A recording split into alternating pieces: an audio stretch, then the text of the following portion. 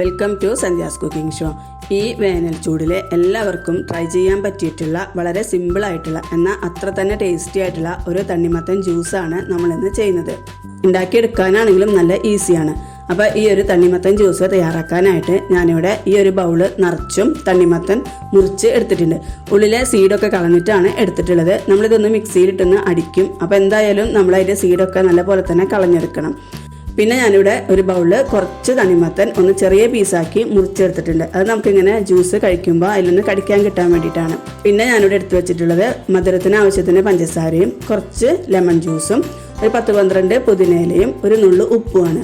അപ്പോൾ തണ്ണിമത്തന് അത്യാവശ്യം മധുരം ഉണ്ടായിരിക്കും, എന്നാലും നമ്മൾ ജ്യൂസൊക്കെ അടിച്ച് വരുന്ന സമയത്ത് കുറച്ച് മധുരത്തിൻ്റെ കുറവുണ്ടായിരിക്കും. അപ്പോൾ മധുരം നമ്മുടെ ടേസ്റ്റിനനുസരിച്ചിട്ട് ചേർത്ത് കൊടുക്കുക. തണ്ണിമത്തൻ്റെ ആ നാച്ചുറൽ ടേസ്റ്റ് മതിയെന്നുണ്ടെങ്കിൽ മധുരം ചേർക്കണ്ട, മധുരം ഒഴിവാക്കിയിട്ട് നമുക്ക് ചെയ്തെടുക്കാം. പുതിനയിലയൊക്കെ ചേരുമ്പോൾ നല്ല ടേസ്റ്റ് ആയിരിക്കും. അതുപോലെ നമുക്കിപ്പോൾ എത്ര ജ്യൂസാണോ വേണ്ടത് അതിനനുസരിച്ചിട്ട് നമ്മൾ തണ്ണിമത്തൻ എടുക്കാം. ഒരു മിക്സിയുടെ ജാറിലേക്ക് നമ്മൾ എടുത്തു വെച്ചിട്ടുള്ള തണ്ണിമത്തൻ ചേർത്ത് കൊടുക്കാം. അപ്പോൾ തണ്ണിമത്തൻ നമുക്ക് ഫ്രിഡ്ജിൽ വെച്ച് തണുപ്പിച്ച് എടുത്തിട്ടും ഇതുപോലെ ജ്യൂസ് അടിച്ചെടുക്കാം. ഇനി ഇതിലേക്ക് ഒരു 4 ടേബിൾ സ്പൂൺ പഞ്ചസാരയാണ് ചേർത്ത് കൊടുത്തിട്ടുള്ളത്. അതുപോലെ തന്നെ നമ്മൾ എടുത്തു വെച്ചിട്ടുള്ള ഒരു 10-12 പുതിനയിലയാണ് ചേർത്ത് കൊടുത്തിട്ടുള്ളത്. കൂടെ തന്നെ 1 ടേബിൾ സ്പൂൺ ലെമൺ ജ്യൂസാണ് ചേർത്ത് കൊടുക്കുന്നത്. നമ്മൾ എടുക്കുന്ന തണ്ണിമത്തനനുസരിച്ചിട്ട് നമ്മൾ ലെമൺ ജ്യൂസ് ചേർത്ത് കൊടുക്കുക.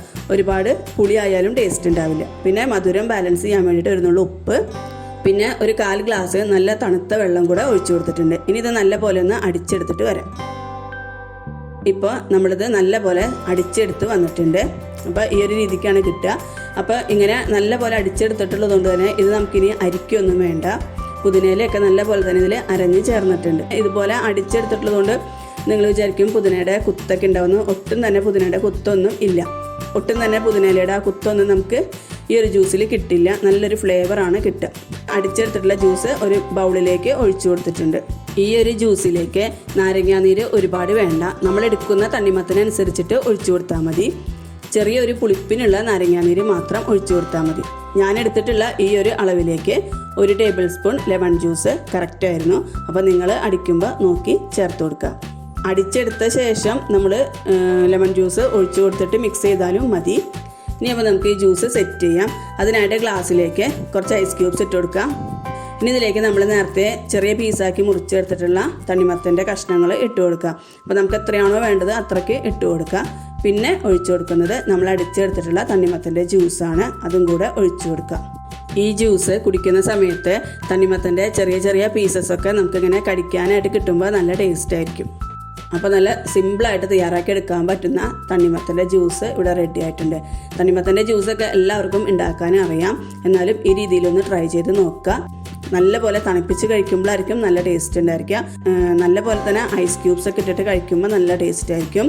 തണ്ണിമത്തൻ്റെ ടേസ്റ്റും അതുപോലെ തന്നെ നമ്മൾ ചേർത്തിട്ടുള്ള നാരങ്ങയുടെ ഒരു ചെറിയൊരു പുളിപ്പും ഒക്കെ കൂടെ ചേരുമ്പോൾ നല്ല അടിപൊളി ടേസ്റ്റിലുള്ള ഒരു തണ്ണിമത്തൻ ജ്യൂസ് തന്നെയാണ്.